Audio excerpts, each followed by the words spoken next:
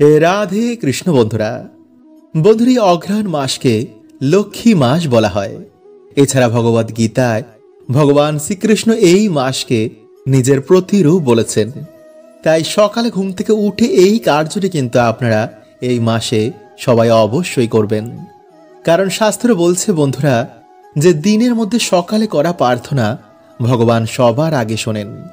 তাই পবিত্র মাসে আপনারা সকালে ঘুম থেকে উঠে এই কার্যটি কিন্তু ভক্তি মনে আপনারা অবশ্যই করুন। দেখবেন যে এই মাসে করা আপনাদের প্রার্থনা ভগবান অবশ্যই শুনেছেন। এবং খেতে বসে এই মাসে কিন্তু আমাদের কিছু অজান্তে করা ভুলে আমাদের জীবনে নেমে আসে চরম দুর্ভাগ্য। যেমন বিছানায় বসে এই মাসে খেলে কি হয়, কারণ খাদ্যকে বন্ধুরা আমাদের হিন্দু ধর্মে মা লক্ষ্মীর প্রতিরূপ মানা হয়েছে।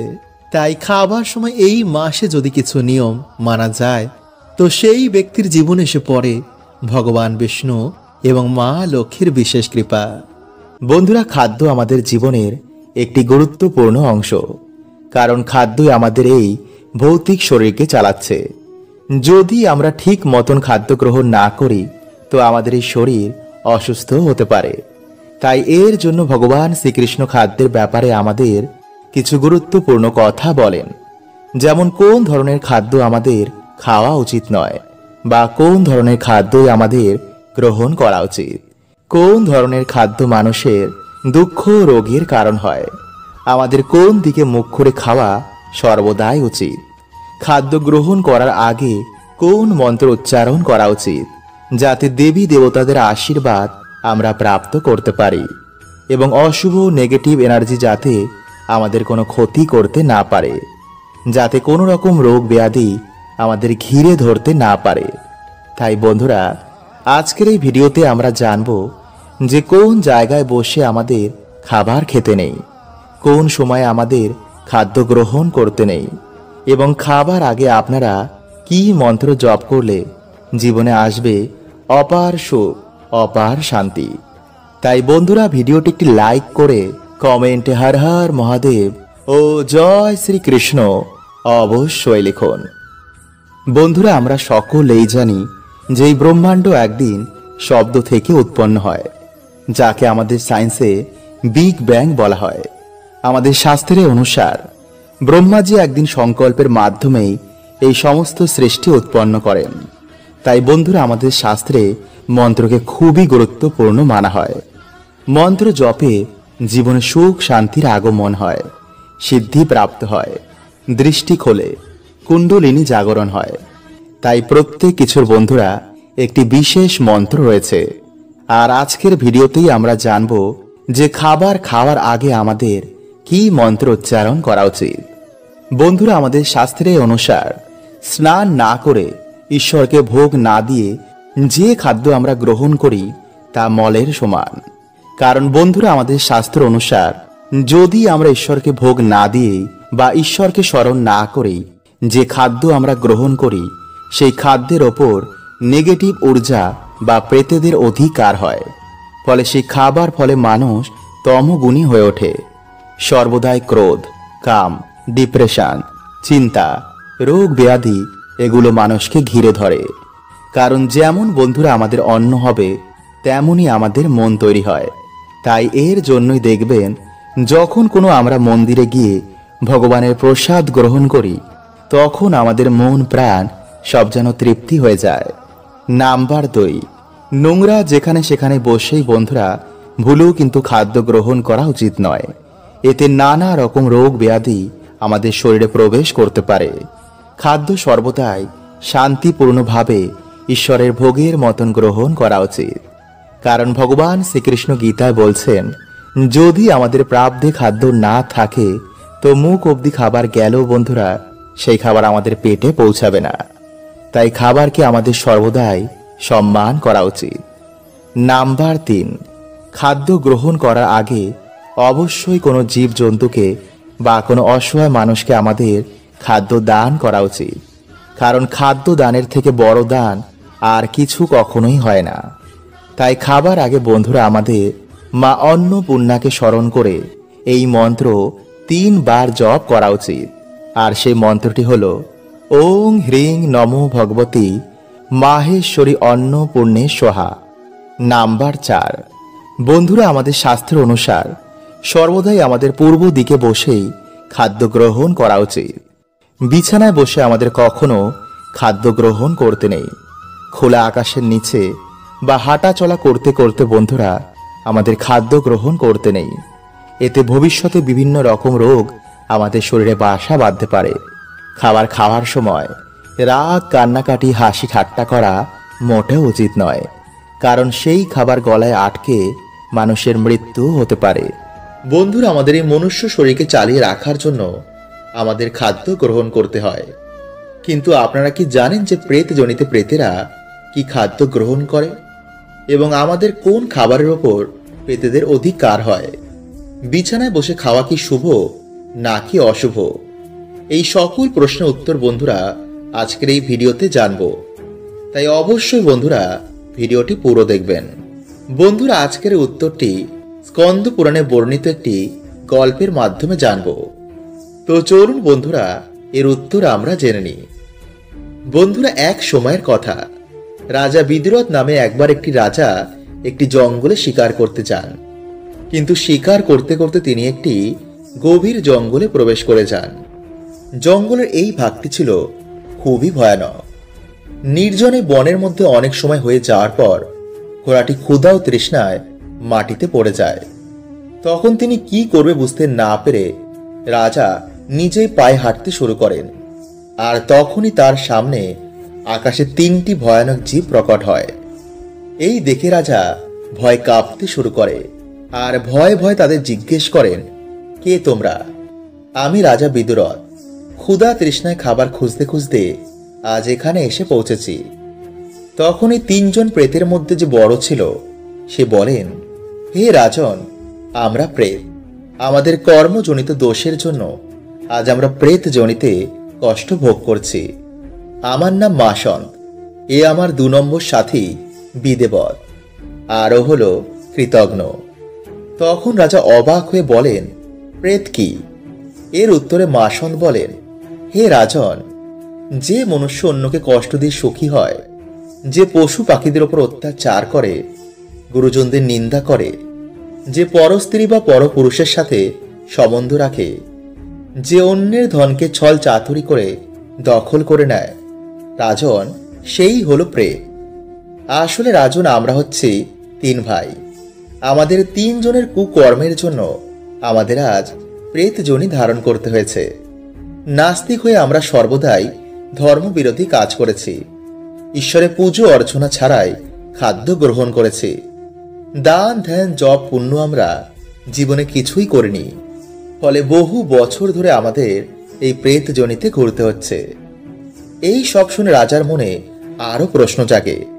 তাই তখন তিনি জিজ্ঞেস করেন, এই মনুষ্য জগতে আমাদের থাকার জন্য খাদ্য গ্রহণ করতে হয়, কিন্তু তোমরা প্রেতেরা কি খাদ্য গ্রহণ করো? তখন মাসন বলেন, রাজন, যেই বাড়িতে খাদ্য তৈরি করার সময় মহিলাদের মধ্যে ঝগড়া ঝামেলা হয়, সেই বাড়িতে খাদ্য প্রেতেরা গ্রহণ করে। যেই বাড়িতে খাদ্য তৈরি করার পর খাদ্য গো মাতাকে বা কোনো পশু পাখিকে না দিয়েই তারা গ্রহণ করে নেয়, সেই বাড়িরও খাদ্য কিন্তু প্রেতেরা গ্রহণ করে। যেই বাড়িতে কখনো ঝাড় দেওয়া হয় না বা সর্বদাই অপরিষ্কার থাকে, যারা বিছানায় বসে খাদ্য গ্রহণ করে, সেই খাবারের ওপরেও কিন্তু প্রেতেদের অধিকার থাকে। কারণ অপরিষ্কার এঁটোকাটা জায়গায় আমরা বাস করি। যারা ঈশ্বরকে স্মরণ না করেই খাদ্য গ্রহণ করে, সেই খাবারের ওপরেও আমাদের অধিকার হয়। এছাড়া যদি বন্ধুরা আমরা মাটিতে বসে খাদ্য গ্রহণ করি, তো আমাদের শরীরের ঊর্জা ও পৃথিবীর ঊর্জার একসাথে মিলন ঘটে। কারণ বন্ধুরা আমাদের শরীর 5টি তত্ত্বের তৈরি। যখন আমরা মাটিতে বসে খাদ্য গ্রহণ করি, তখন আমাদের শরীরের ঊর্জা ও পৃথিবীর ঊর্জার মধ্যে একটি মিলন ঘটে। আর এর ফলে আগেকার মানুষেরা বহু বছর বাঁচত, তারা সুস্থ ও নীরব থাকত। কিন্তু বর্তমানে মানুষ প্রকৃতি থেকে ধীরে ধীরে দূরে চলে যাচ্ছে, আর এর ফলে তাদের জীবনে সমস্যা নেমে আসে। তাই বন্ধুরা আমাদের ঋষি মুনিদের দেওয়া জ্ঞান অবশ্যই পালন করা উচিত। বন্ধুরা বেদব্যাস মুনিজির অনুসার আমাদের প্রত্যেকের ঘুম থেকে উঠেই সবার প্রথম নিজের হাতের তালুর দিকে তাকিয়ে ঈশ্বরকে ধন্যবাদ করা উচিত। কারণ বহু মানুষ হয়তো রাতে ঘুমানোর পর তার আর সকালে ঘুম থেকেই ওঠেনি। বহু মানুষ রাতের বেলায় তার প্রিয়জনকে হারিয়েছে। কিন্তু ঈশ্বরের বিশেষ কৃপা যে আমাদের সাথে বন্ধুরা এমন কোনোটাই হয়নি। তাই এর জন্য আমাদের সকালবেলা ঘুম থেকে উঠেই হাতের তালুর দিকে তাকিয়ে পরমাত্মাকে ধন্যবাদ দেওয়া উচিত। কারণ বন্ধুরা আমাদের এই হাতের তালুতে সমস্ত দেব দেবীর বাস হয়। তাই নিজের হাতের তালুর দর্শন করে মনের ইচ্ছা বললে সমস্ত দেব দেবীর আশীর্বাদ একসাথেই প্রাপ্ত হয়। সকালে উঠেই নিজের হাতের তালু দেখা অত্যন্তই শুভ বলে মানা হয়। কারণ হাতের তালুর অগ্রভাগে রয়েছে মা লক্ষ্মী। হাতের তালুর মাঝখানে বিরাজ করেন মা সরস্বতী, আর তালুর ঠিক নিচে বিরাজ করেন স্বয়ং ভগবান শ্রীকৃষ্ণ। তাই এর জন্যই আমাদের শাস্ত্রে ঘুম থেকে উঠেই হাতের তালু দর্শন করতে বারবার বলা হয়েছে। কারণ বন্ধুরা, আমি আগেই আপনাদের একটি ভিডিওতে বলেছি যে জন্মের সাথেই আমাদের ওপর 3টি ঋণ চেপে যায়, আর তা হলো পিতৃঋণ, দেবতাদের ঋণ আর এই প্রকৃতির ঋণ। তাই যতদিন না বন্ধুরা আমাদের এই ঋণ চুক্ত হবে ততদিনই আমাদের জীবনে নানা রকম সমস্যা লেগেই থাকবে। তাই এর জন্যই বন্ধুরা আমাদের সকালে ঘুম থেকে উঠেই এইভাবে নিজের মনের বাসনা সমস্যা যদি ঈশ্বরকে আমরা বলি, তারপর ধন্যবাদ দিই, তো জীবনের সমস্যা বাধা বিপত্তি সব কিছু থেকে ঈশ্বর আমাদের মুক্ত করে দেবেন। তাই এর জন্য আমাদের যা করতে হবে, সকালে ঘুম থেকে উঠেই নিজের হাতের তালুর দিকে তাকিয়ে এই মন্ত্র 3 বার পাঠ করবেন। আর সেই মন্ত্রটি হলো ওম পরমাত্মনে নমঃ, ওম পরমাত্মনে নমঃ, ওম পরমাত্মনে নমঃ। এইভাবে মন্ত্রটি পাঠ করার পর নিজের মনস্কামনা ঈশ্বরকে বলবেন। তারপর ঈশ্বরকে ধন্যবাদ দিয়ে বিছানা থেকে মাটিতে পা দেওয়ার আগে ভূমাতাকে প্রণাম করবেন। তারপর মাতাকে ধন্যবাদ দিয়ে আপনারা আপনাদের ইষ্টের মানে ঈশ্বরের দর্শন করবেন। তারপর মা বাবাকে প্রণাম করে সূর্য নারায়ণ দেবকে প্রণাম করে আপনারা বলবেন যে আজকের আমার এই দিনটি খুবই খুবই ভালো কাটবে। কারণ যার উপর মা লক্ষ্মীর কৃপা থাকে না, তার পড়াশুনো, কাজের জায়গা এবং প্রেম সম্বন্ধেও বিভিন্ন রকম সমস্যা দেখা দেয়। এমনকি পরিবারেও ছাড়াছাড়ি পর্যন্ত হয়ে যায়। কারণ যাতে লক্ষ্মীশ্রী থাকে না, সেই জিনিসের কখনো কিন্তু উন্নতি সম্ভব নয়। তাই আমাদের জীবনে প্রত্যেকের মা লক্ষ্মীর কৃপা প্রাপ্ত করা অনিবার্য দরকার। তাই বন্ধুরা, আজকের যেই প্রক্রিয়াটি আপনাদের জানাবো তা যদি ভক্তি ও পুরো নিষ্ঠার সাথে আপনারা পালন করতে পারেন, তো আমি আপনাদের বলছি যে আপনারা মা লক্ষ্মীর কৃপা প্রাপ্ত করবেন, এটা গ্যারেন্টি। তাহলে দেরি কেন? তো চলুন বন্ধুরা, এবার আমরা জেনে নিই সেই প্রক্রিয়াটি। বন্ধুরা, আমরা সকলেই জানি যে ভগবান বিষ্ণু হলেন এই সৃষ্টির পালনকর্তা, আর মা লক্ষ্মী হলেন তার শক্তি স্বরূপা। তাই ব্রহ্মাণ্ডে যত ডাইমেনশন আছে সব কিছু শ্রী হচ্ছেন মা লক্ষ্মী। তাই আপনারা কোনো রকম লোভ বা লালসা না করে মায়ের আশীর্বাদ প্রাপ্ত করার জন্য আপনারা এই প্রক্রিয়াটি করবেন। কারণ যার উপর মায়ের আশীর্বাদ থাকে তার 14 পুরুষের কখনো অর্থের অভাব হয় না, কোনো মনোবাসনাও তাদের অপূর্ণ থাকে না। তাই আপনারা মায়ের কৃপা প্রাপ্ত করার জন্যই এই মনোভাব নিয়ে এই প্রক্রিয়াটি করবেন। তো আমার সাথে বন্ধুরা একবার আপনারা বলুন, জয় মা লক্ষ্মী। বন্ধুরা, এই প্রক্রিয়াটি করার আগে বাড়ি থেকে অলক্ষ্মী বিদায় করা খুবই দরকার, নইলে কিন্তু মা লক্ষ্মী আপনাদের বাড়িতে কখনো প্রবেশ করবেন না। কারণ যেই বাড়িতে অলক্ষ্মী বাস করেন সেই বাড়িতে মা লক্ষ্মী কখনো প্রবেশ করেন না। তাই এর জন্য হয়তো আপনারা এত পুজো অর্চনা করার পরেও মায়ের আশীর্বাদ পাচ্ছেন না। পরিবারে যেই সমস্যা সেই সমস্যাই রয়েছে। তাই বন্ধুরা, বাড়ি থেকে অলক্ষ্মী বিদায়ের জন্য আপনাদের ঘর মোছার জলে প্রত্যেক দিন গঙ্গা জল ও কর্পূর মিশিয়ে তা দিয়ে ঘর মুছবেন। বিশেষ করে সেই জায়গায় যেই জায়গায় আলো প্রবেশ করে না। কারণ বন্ধুরা, অন্ধকার জায়গাতেই দেবী অলক্ষ্মীর বাস হয়। এমনকি প্রদীপের তলায়ও দেবী অলক্ষ্মী বাস করেন। তাই বাড়িঘর পরিষ্কার পরিচ্ছন্ন রাখার সর্বদা চেষ্টা করবেন। নোংরা এঁটোকাটা যেখানে সেখানে বাড়িতে ফেলে রাখবেন না। বন্ধুরা, যেমনভাবে আপনারা বাড়িতে সন্ধ্যা প্রদীপ জ্বালান, বাড়িতে সন্ধ্যা আরতি করেন, তেমনি সন্ধেবেলায় বাড়িতে পুজো অর্চনা করার সময় মা লক্ষ্মীর সামনে একটি ঘিয়ের প্রদীপ জ্বালাবেন। তারপর মায়ের সামনে উলু দিয়ে শঙ্খ বাজিয়ে মায়ের সামনে বসে হাতে লবঙ্গ, এলাচ ও একটি 1 টাকার কয়েন নিয়ে 11 বার লক্ষ্মী গায়ত্রী মন্ত্র আপনারা পাঠ করবেন। আর যদি বন্ধুরা আপনারা চান তো ওম নমো লক্ষ্মী নারায়ণায় নমো এই মন্ত্রটিও পাঠ করতে পারেন। যেই মন্ত্রটি আপনাদের ইচ্ছা সেটি আপনারা পাঠ করবেন। এরপর পারলে আপনারা লক্ষ্মী পাঁচালীও পাঠ করতে পারেন। এবং এই সব কিছু হয়ে যাওয়ার পর বন্ধুরা আপনারা সেই 3টি জিনিস মায়ের চরণে অর্পণ করে দেবেন।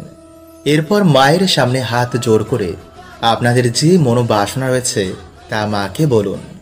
এরপর রাতে নিরামিষ আহার গ্রহণ করে আপনার বালিশের তলায় বা আপনাদের বাড়ির যে মেন আয়কর্তা তার বালিশের মধ্যে এই জিনিসগুলি রেখে দিন।